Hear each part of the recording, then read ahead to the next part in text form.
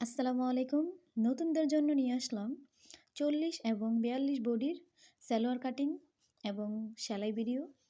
যারা নতুন সেলাই কাজ শিখেছো, এখনও সম্পূর্ণ সেলাই কাপড় কাটিং করতে পারো না, সেলাই করতে পারো না, মোটা মহিলাদের সালোয়ার কাটিং করতে পারো না, তাদের জন্য মূলত আমার আজকের এই ভিডিওটি।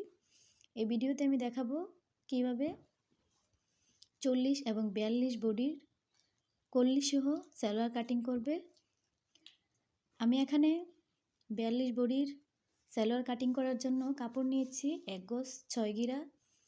একটু কাপড়টা বেশি নিলে সালোয়ারটা কাটিং করতে সুবিধা হয়। এখন আমি এখানে কাপড়টিকে 4 পার্টে ভাঁজ করে নিয়েছি। আমার সাইডে আছে বন্ধ সাইড আর অপর সাইডে আছে খোলা সাইড। কাপড়টিকে আমি এখন এই সাইডে আছে বন্ধ আর ওই সাইডে আছে খোলা সাইড। প্রথমে আমি কাপড়টিকে একটু বাঁকা অংশ আছে, বাঁকা অংশটিকে দাগ টেনে সোজা করে নেব।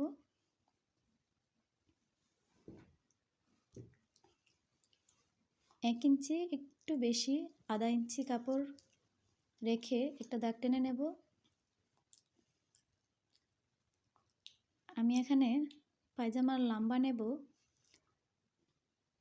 36 ইঞ্চি। 36 ইঞ্চি লাম নেওয়ার জন্য আমি যেহেতু এটা কুচি দিয়ে সালোয়ার কাটিং করব, তাই উপরে প্যান্টের জন্য 6 রেখে নিচ থেকে 36 ইঞ্চি পর্যন্ত মার্ক করে নেব।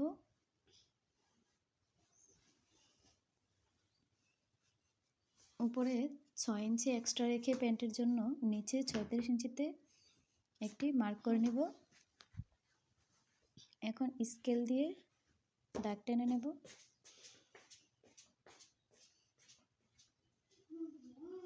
এখন নিচের মুহুরি ভাঙ্গার জন্য, ভাঙ্গা দিয়ে সেলাইয়ের জন্য 2 ইঞ্চি করে কাপড় নেব।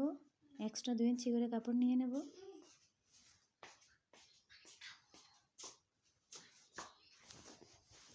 দাগ টেনে নিলাম।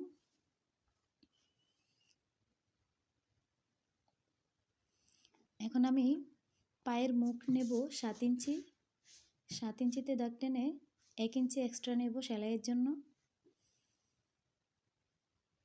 এই যে 7 ইঞ্চি নিলাম, এখন 1 ইঞ্চি নেব এক্সট্রা সেলাইয়ের জন্য।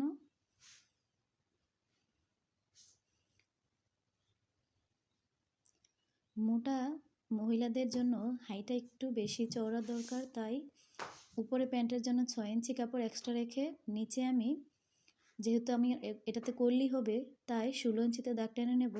কল্লি দেওয়ার পরে আমার 15 ইঞ্চি থাকবে, সেলাইয়ের পরে 15 ইঞ্চি থাকবে। এখন রোলার স্কেলের মাধ্যমে দাগটিকে মিলিয়ে নেব।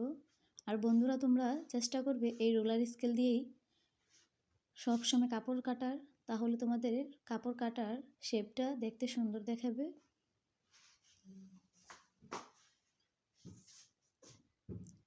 এখন আমি প্যান্টের কাপড়টি নেব এই সাইড থেকে 42 ইঞ্চি বডির জন্য। 42-এর সাথে আমি 42 ইঞ্চি বডির 10-11 ইঞ্চি আসে, 11-তে আমি 2 ইঞ্চি যোগ করে 13 ইঞ্চি, 13-তে দাগ টেনে নেব।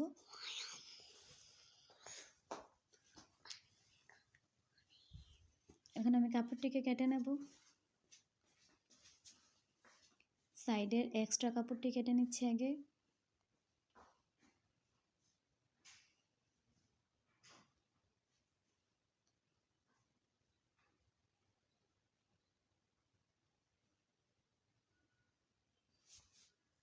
দাগটা যদি একটু আঁকাবাঁকা হয়ে থাকে তাহলে আপনারা সোজা করে কাপড়টি কেটে নেবেন।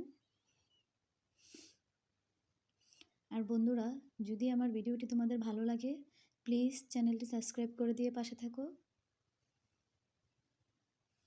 আর কমেন্টে তোমার মূল্যবান মতামতটুকু জানাইও। এখন আমি এই সাইডের অংশ থেকে প্যান্টের কাপড়টি বের করে তোমাদেরকে দেখাচ্ছি।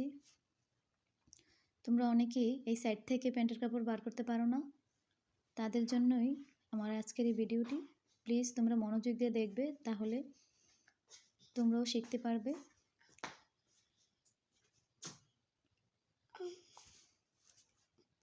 এখন আমি এখান থেকে 13 ইঞ্চিতে দাগ টেনে নিয়েছিলাম, এদিক দিয়েও 13 ইঞ্চিতে দাগ টেনে নিলাম। এখন উপর থেকে লম্বার অংশ নেব 6 ইঞ্চি, 6 ইঞ্চির থেকে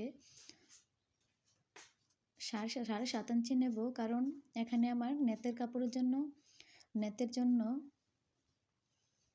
একটি মুড়িয়ে বাঙ্গা দিতে হবে, তাই এখন দাগটুকু মিলিয়ে নিলাম।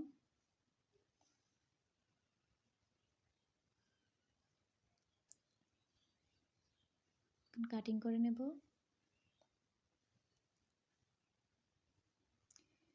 এখন এই বাঁকা অংশটুকুর জন্য সামনের যেই 4টা পার্ট ছিল, এই 4টা পার্ট একসাথে করে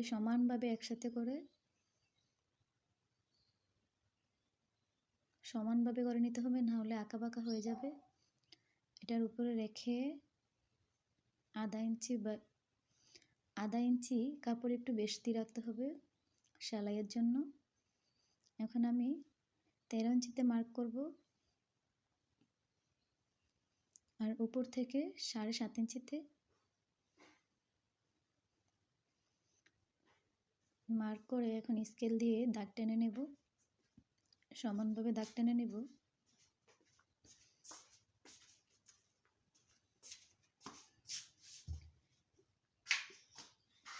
এখন তোমরা সমানভাবে কেটে নেবে, দাগ বরাবর কাপড়টিকে কেটে নেবে, আঁকা বাঁকা যেন না হয়। এটাকে আমি তোমাদেরকে সেলাইয়ের সময় দেখিয়ে দেবো কিভাবে জয়েন্ট করবে তোমরা।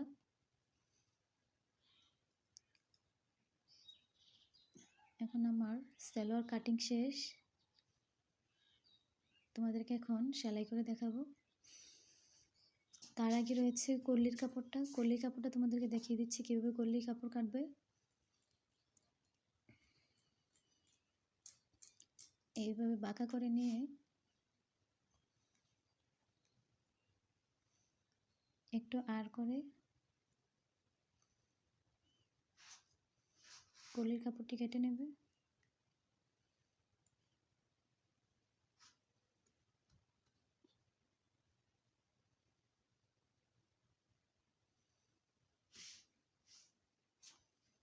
এখন আমার সম্পূর্ণ সালোয়ার কাপড়টি কাটিং করা শেষ।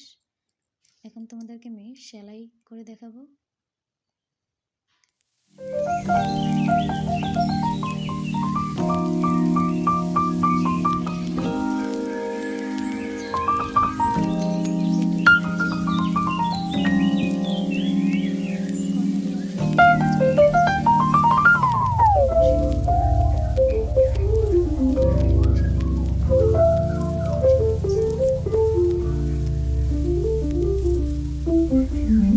সাইডে দুটি করে কর্নারে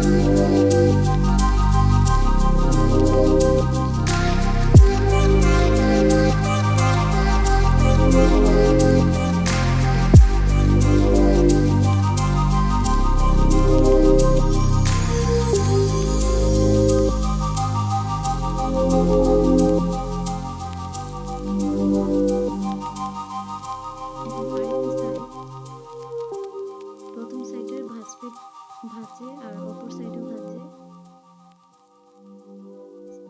এইভাবে একটু টান রেখে তোমরা গলিটি জয়েন করে নেবে।